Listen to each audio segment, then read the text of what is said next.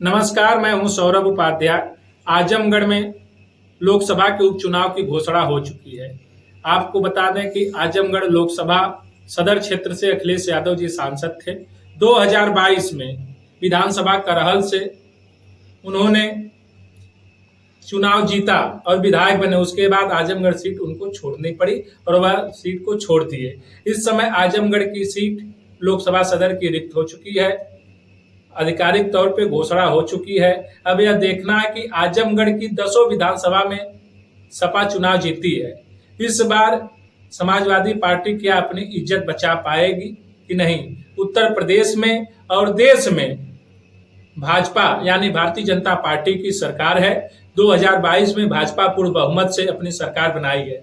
इन तमाम मुद्दों पे हमसे बातचीत करने के लिए आजमगढ़ के रहने वाले युवा समाज सेवी, समाजवादी पार्टी के प्रदेश सचिव, राष्ट्रीय समरसता विचार मंच के राष्ट्रीय अध्यक्ष आजाद नेताजी हैं।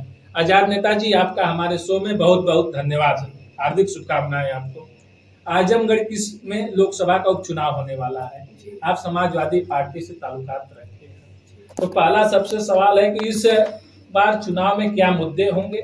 क्या समाजवादी पार्टी आजमगढ़ के लोगों को मौका देगी या फिर पिछली बार की तरह राष्ट्रीय नेतृत्व यहाँ से चुनाव लड़ेगा या उनके परिवार से लड़ेगा। देखिए, शुरू से समाजवादी पार्टी स्थापना दिवस से अब तक मुद्दा जो है रोटी, कपड़ा, मकान, स्वास्थ्य, रोजगार, ये हमारा मुद्दा रहा है। उस मुद्दे पे पूर्व में हमारी सरकार रही है। उसी मुद्दे पे हमने काम भी करके लोगों में, क्योंकि हम कहने में विश्वास नहीं रखते, हम करके दिखाया है और जो हमने किया है जनता में जीता जागता सबूत है। और रही बात कि आजमगढ़ का कैंडिडेट होगा कि परिवार का होगा, ये अभी कुछ कहना बहुत जल्दीबाजी होगी। नेताजी, आप आजमगढ़ के रहने वाले हैं और हम लोग भी आजमगढ़ के रहने वाले हैं। क्या नहीं लगता कि आजमगढ़ के लोगों को समाजवादी पार्टी, भारतीय जनता पार्टी, बसपा पार्टी मौका दिया आजमगढ़ के लोगों को? नहीं, इस पे बात चल रही है। हमारे शीर्ष नेतृत्व में सारे लोग अपनी बात रख रहे हैं। अब जो संसदीय बोर्ड का जो फैसला होगा, जो हमारा एक कोर कमेटी की मीटिंग होती है पार्टी की, जो पार्टी के जिम्मेदार साथी बैठ के जो फैसला करेंगे, जो कार्यकर्ताओं के जो है संवाद होंगे कार्यकर्ता से लगाए, 96 देखिए, 99 देखिए, 2002 देखिए, 4 देखिए, 9 देखिए, 2014 देखिए, 19 देखिए, 19 देखिए, 22 देखिए, तो समाजवादी पार्टी का कहीं से गिराव गिरा नहीं है। क्योंकि दोपहर तक बिक गया बाजार में एक एक झूठ। वाह, दोपहर तक बिक गया बाजार में एक एक झूठ, आज शाम तक बैठे रहे सच को बताने के लिए। तो बस ये है कि जो आपने शायरी कहा, किसके लिए कहा? ये जैसे हमने इसलिए कहा कि सच बोलने पर लोगों को टारगेट बनाया जा रहा है, सच बोलने पर लोगों को परेशान किया जा रहा है। किसके द्वारा किया जा रहा है? चूंकि भाई सरकारी तंत्र जो लगे हुए हैं, सरकार के लोग हैं, अगर कोई आदमी सही बात कह दे रहा है, अगर आपने कातिल को कातिल कह दिया तो आप सबसे बड़े देशद्रोही हैं। अगर आपने कातिल को मसीहा कह दिया तो आप सबसे बड़े देशभक्त हैं। क्योंकि वॉशिंग मशीन इतनी अच्छी है, जब तक उसके करीब नहीं है आप, उसमें जैसे ही आप धुल के निकल गए, आप सबसे बड़े भक्तों के श्रेणी में शामिल होंगे। किसके भक्त होंगे? सपा के भक्त होंगे? नहीं, सपा के भक्त नहीं, देश भक्तों की एक बड़ी लिस्ट है, उसमें आपका नाम बड़ी अमिट अक्षरों में आ जाएगा। जैसे ही देशभक्त उनको कहा जाएगा जो देश हित के लिए लगातार कार्य कर रहे हैं, देश को आजाद कराने के लिए अपने प्राणों की आहुतियां दे दी। जिसने आज झूठ बोलने वाले को नहीं, हम बता दें, आप बहुत अच्छा मतलब सवाल किया आपने पत्रकार साथी। मेरा ये कहना है कि जिन लोगों के परिवार से देश की आजादी में एक भी आदमी देश की लड़ाई में आपके 1757 से लेकर 1857 से लेकर और 1919 से लेकर 1962 से लेकर 1965 से लेकर 1976 से 71 से लेकर आपके 99 तक मैं बता रहा हूं, कोई भी जितने देशभक्त फर्जी घूम रहे हैं, कोई एक देशभक्त बता दे कि मेरे परिवार का देश के लिए कोई शहीद हुआ है, तो मैं राजनीति छोड़ के घर बैठ जाऊंगा। ये तो बहुत आज ये बहुत बड़ा सवाल नेताजी है। फर्जी इस तरह से प्रोपेगेंडा आप करके हमारे मंच पे आरोप नहीं लगा सकते किसी नहीं, को। जैसे होता क्या है, जैसे जब हम बात करते हैं कि रोजगार की, जब हम बात करते हैं कि हमें स्वास्थ्य चाहिए, तो 3 तलाक की बात करते हैं। कौन करता है बात? कौन जो करता है आप जान रहे हैं। नहीं, आप बताइए कौन करता अरे है? आप उसको लिखिए। कौन करता है? नाम है किसी का? आप उसको लिख नहीं पा रहे हैं, इसलिए दिक्कत हो रही है। आपका नाम आप जिसको नहीं, आप जान रहे हैं, नाम है आपके पास। मैं बता दे रहा हूँ कि वो कत्ल भी करते हैं, नहीं, आप चर्चा नहीं होती, हम आह भी भरते हैं, हो जाते हैं बदनाम।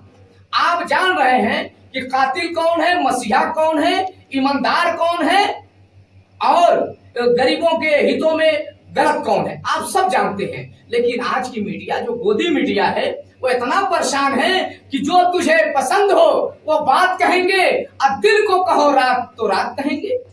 आज स्थिति दूसरी हो गई है। लेकिन आजाद नेताजी, जिस तरह का आप आरोप लगा रहे हैं जी, यह आरोप सरासर आप गलत लगा रहे हैं हमारे मीडिया बंधुओं के ऊपर, पत्रकार बंधुओं के मैं ऊपर। एकदम सही कह रहा हूं। सवालों के जवाब को सही ढंग से दीजिए। मैं एकदम आप कह के नहीं, स्पष्ट रूप से बताइए आप कि आप Bharatiya Janata party, Samajwadi party, Congress party, Bahujan party पे आरोप लगाए, किसमें लगा रहे हैं? आप मेरे पत्रकार साथी हैं, एक चीज बताइए कि जो सरकार में नहीं है, सवाल उससे करना है कि जो सरकार में है उससे सवाल करना है? आप बता दीजिए। तो सरकार में जो नहीं, है, आप एक चीज बताइए, सवाल किससे होना चाहिए? यह सवाल जो विपक्ष में है आजमगढ़ उससे का है, नहीं। आजमगढ़ के सदर आप एक चीज बताइए, सवाल विपक्ष से होना चाहिए कि सत्ता पक्ष से होना चाहिए? सवाल किससे होना चाहिए? दोनों से होना चाहिए, दोनों की जिम्मेदारी है। नहीं, किसकी जिम्मेदारी है? दोनों की जिम्मेदारी है। नहीं, जिम्मेदारी विपक्ष का काम क्या है?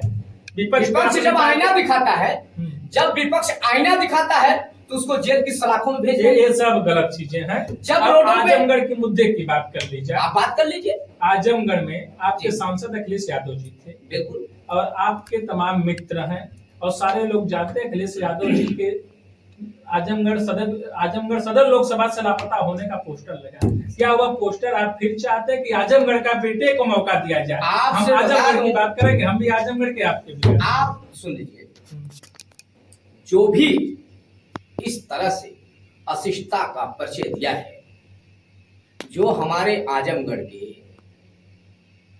जो है सांसद जी और हमारे राष्ट्रीय अध्यक्ष अखिलेश यादव जी पर जिन लोगों ने लापता का पोस्टर लगाया, आज वो खुद ही देश से लापता है। उनको मुद्दे है ही नहीं बात करने के। जब बात आती है विकास पे तो कुछ ऐसी बातें कर देते हैं जिससे लोगों की भावनाएं जुड़ जाती है और वोटिंग कर देते हैं, सरकार में आ जाते हैं। पोस्टर लगाने वाले कौन? अब आप ढूंढिए, आप बताइए। आप तो देश का चौथा स्तंभ नहीं। मैं अगर कातिल को कातिल कह रहा हूँ, आपको क्यों पूरा देश डर रहा है। आप अपराधी हैं? नहीं, अपराधी नहीं, वो अपराधी बना देंगे। क्यों बनाए? रातों रात अपराधी बना देंगे। पत्रकार हमारे देश के क्या कर रहे थे? आईना दिखा रहे थे बलिया के अंदर। मेरे पत्रकार साथियों, मेरे आप सब भाई हैं, आप बताइए कि बलिया का पत्रकार सिर्फ दिग्विजय सिंह और अजीत ओझा जी और आपके वो क्या नाम है एक का, वो कौन, मनोज गुप्ता जी, मनोज गुप्ता जी, ये तीनों पत्रकार ने जो सूत्रों के द्वारा पता चला, अधिकारियों द्वारा पूछा गया कि भाई आपको कैसे मिला, तो उसने बता दिया कि जो लीकेज हुई है, जो लीक हुआ है, ये जो क्लू हमको मिला है, ये क्लू का माध्यम हम आपसे नहीं बताएंगे। माध्यम न बताने के कारण पत्रकारों को जेल की सलाखों में भेजा गया। समरसता विचार मंच के कार्यकर्ता आजमगढ़ से लेकर पूरे पूर्वांचल में आंदोलन खड़ा किए। आजमगढ़ में पत्रकार साथी भी खड़े हुए। सारे संगठन, आपके ग्रामीण पत्रकारिता और जर्नलिस्ट क्लब, ये जो आजमगढ़ के हमारे शार्प रिपोर्टर के अरविंद सिंह जी और आपके जर्नलिस्ट क्लब के अध्यक्ष जो है आपके आशुतोष द्विवेदी जी, और आप सब लोग जो है वो साथ में थे। आप बताइए वो पत्रकार क्या गलत कर दिए जिस दिन पत्रकारों के ऊपर जब इस कलम को रोकने की बात आई तब मुझे एक बात कहना पड़ा कि सच बोलने पर फांसी तो हो गई, लेकिन मेरे वसूल जमाने में रह गए। मैं सलाम करता हूं और क्रांतिकारी इस्तकबाल करता हूं दिग्विजय सिंह जी का, अजीत ओझा जी का, मनोज गुप्ता जी का, कि उन्होंने फांसीवादी ताकतों के सामने घुटना नहीं टेका। उन्होंने सरकार को और जिला प्रशासन को आईना दिखाया अपने कलम से, कहा कि कातिल कौन है मैं बताता हूं। आप आजमगढ़ से क्या पसंद करेंगे कि आजमगढ़ में सपा से, बसपा से, भाजपा से, कांग्रेस से आजमगढ़ का बेटा प्रत्याशी के रूप में हो कि बाहरी हो, ये बताइए बस आप। मैं समाजवादी क्या पसंद करेंगे?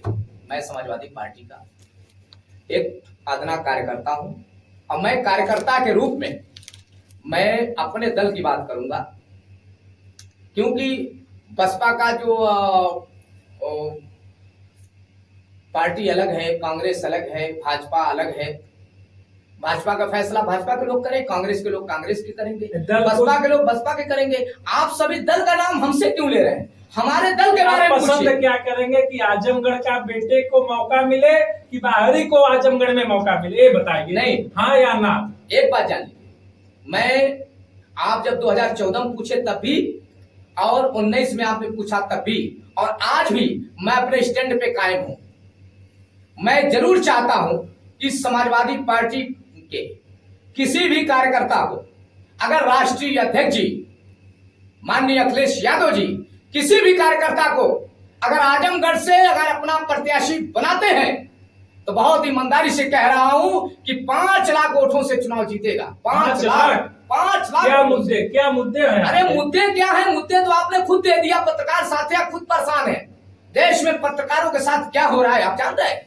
मध्य प्रदेश के अंदर नंगा करके उनके साथ क्या, आजमगढ़ की बात की जाए या स्थानीय मुद्दों की बात है या प्रदेश और केंद्र के मुद्दे बात है, आजमगढ़ के मुद्दों की बात हो। आजमगढ़ आपका घर है, आजमगढ़ की बात हो। क्या आजाद नेता को मौका मिलना चाहिए या नहीं, ये तो फैसला राष्ट्रीय अध्यक्ष जी करेंगे। आजमगढ़ के किसी विधायक को या किसी कार्यकर्ता को मौका मिलना चाहिए या नहीं? ये चीज तो भाई देखिए, मैं तो आपसे कहा कि आजाद नेता को मिलना चाहिए कि नहीं मिलना चाहिए, ये तो फैसला हमारे पार्टी के जो हमारे सभी वरिष्ठ नेता फैसला करेंगे। नहीं तो अगर मुझको उस योग्य समझेंगे, अगर मैं उस लायक रहूंगा, फैसला है, तभी मैं पार्टी का एक वफादार सिपाही हूं। मैं पार्टी के लिए काम करता हूं, करता रहूंगा। क्या लगता है कि आजमगढ़ में जितना बड़ा आजमगढ़ जिला है, आजमगढ़ में 2 लोकसभा है और 10 विधानसभा है, उस हिसाब से जो विकास होना चाहिए वह विकास हुआ या नहीं हुआ है? ये तो आप बताइए, आपकी सरकार है, हमारी बीजेपी की सरकार है। मैं सॉरी, मैं इस बात पे अपनी बात वापस ले रहा हूँ। आप पत्रकार साथी हैं, आप ये बताइए, क्योंकि आपसे भी बीजेपी के लोगों से अच्छे तालमेल है और चौराहे पे एक दूसरे से मिलते जुलते हैं। आप इस सवाल को विकास के मुद्दे पर, इसके पहले 5 साल किसकी सरकार थी? इसके पहले 5 साल किसकी सरकार थी? इसकी थी, भाजपा की थी। भाजपा की थी। तो विकास के मुद्दे पे सवाल मैं बार बार आपसे कह रहा हूं पत्रकार साथियों कि अगर आपको सवाल खड़ा करना है तो विपक्ष पे हम पे क्या सवाल खड़ा कर रहे हैं? आप तो सरकार में नहीं है। सरकार में जो पिछली बार अभी 5 साल भारतीय जनता पार्टी की सरकार थी, अभी भारतीय जनता पार्टी की सरकार चल रही है। आप माननीय योगी जी से आप सवाल करिए कि नौजवान रोजगार की बात करता है तो क्या हो रहा है? जब शिक्षा की बात हो रही है तो क्या हो रहा है? जब स्वास्थ्य की बात करता है तो क्या हो रहा है? लखनऊ के अंदर लगातार जब कोई बात करता है रोजगार की लाठी चल रही है। आजमगढ़ के विकास की बात बताइए। यहाँ 10 विधायक समाजवादी पार्टी के हैं और तो हम यहाँ पर जो भी यहाँ पे आजमगढ़ विकास की धरती है, साहित्यकारों की धरती है, दुर्भाषा की धरती है, सब कुछ सही है। जो विकास होना चाहिए आदमी की भी धरती है यहीं पर। वह विधायक किया कि नहीं ये बताइए। ये जान लीजिए, ये कैफी आदमी साहब की भी ये धरती है, राहुल सांकृत्यायन की है, मान जी की सारी चीजें सही है। लेकिन आप बताइए विकास की एक ईंट बता दीजिए कि जो भारतीय जनता पार्टी ने किया हो। हमारी 10 विधानसभा में अगर एक भी ईंट किसी विधानसभा में भारतीय जनता पार्टी के लोगों ने रखा हो, बताइए। क्योंकि विकास के मुद्दे पे ये के लोग कहते हैं हमने चारों तरफ विकास किया। आप क्या भाई मैं कह रहा हूं, अभी सुन लीजिए। एक आदमी था, उसने कहा कि मैं उस पे खड़ा होके मैं वो सिधारी का पुल आजमगढ़ में देख रहा था, तो दूसरा कहा कि अरे यार तुम पागल हो गए हो, मेरे यहाँ तो इतना बड़ा खरबूजा हो गया कि मैं उस पे खड़ा होके जो है ताजमहल देख रहा था। तो मैं कह रहा हूं कि झूठ बोलने से विकास तो नहीं होता, झूठ बोलने से पेट तो नहीं भरता। देखिए सीधी सीधी पत्रकार साथियों बात है कि लोगों को विकास चाहिए, रोजगार चाहिए, शिक्षा चाहिए, स्वास्थ्य चाहिए, ये सारी व्यवस्था 5 साल इसके पहले भारतीय जनता पार्टी की सरकार थी और अभी सांसद विधायक आपके दल के थे, जाहिर सी बात क्या है विकास उन्होंने किया? जो निधि विकास की बात करिए, मुद्दों की बात करिए। मैं तो कह रहा हूं आजमगढ़ की बात है, मैं तो कह रहा हूं आजमगढ़ के हित की बात करिए। मैं तो कह रहा हूं मुद्दों की बात। आप लोग मुद्दे से भटक रहे हैं, नहीं, बरगलाना चाह रहे हैं, नहीं, प्रदेश में जा रहे हैं, नहीं जा रहे हैं। नहीं, हम इसलिए केंद्र और प्रदेश की बात कर रहे हैं कि केंद्र और प्रदेश की सरकारें किसकी है। मेरे पत्रकार साथियों, सवाल जो सरकार में होगा, देश के बादशाह को मैं कलम खोज रहा हूं नौजवानों के हाथों में। आप ईमानदारी से बता दीजिए, जब नौजवान कलम की बात करता है तो लाठियों की गड़गड़ाहट जमीन पे नहीं उसके पीठ पे दिखाई देती है। किस तरह से मारा गया लखनऊ के अंदर। धरना प्रदर्शन ये मौलिक अधिकार है, अभिव्यक्ति की आजादी है। कॉन्स्टिट्यूशन डॉक्टर भीमराव अंबेडकर ने, जो संविधान के निर्माता है, उन्होंने कहा था कि जब तुम्हें लगे कि इंसाफ नहीं मिल रहा है तो अपने इंसाफ के लिए सड़क से लेकर सदन तक संघर्ष करो। लेकिन जब संघर्ष कोई करता है तो उसको भूमाफिया के नाम पे, देशद्रोही के नाम पे और उसको किसी और धारा में डालकर, बताइए आजम खान साहब क्या किए थे? अपराधी आप आजम खान साहब क्या किए थे? आप आजमगढ़ की बात, रातों रात आप आजम खान को, आप बताइए, आप आजमगढ़ की मुर्गी की चोरी, बकरे की चोरी, किताब की चोरी, आजम खान आपसे बता दे रहा हूं, ये सारे लोग जो भी हिंदुस्तान के अंदर रहने वाले इंसान के साथ इंसानियत के अंदर, मैं आपसे पत्रकार साथी कह रहा हूं कि आजम खान आज तक अपने जुबान से किसी को चोट नहीं पहुंचाए, लेकिन आज बहुत कुछ जान के जाना है तुझको, बहुत कुछ जान के जाना है तुझको, बड़ी मुश्किल से पहचाना है तुझको। मुझे जो तुमको समझते हो गलत है, मुझे जो तुम समझते हो गलत है, किसी दिन ये भी समझना है तुझको, किसी दिन ये भी समझना है तुझको, समझना पड़ेगा। समझते समझते ये बात कर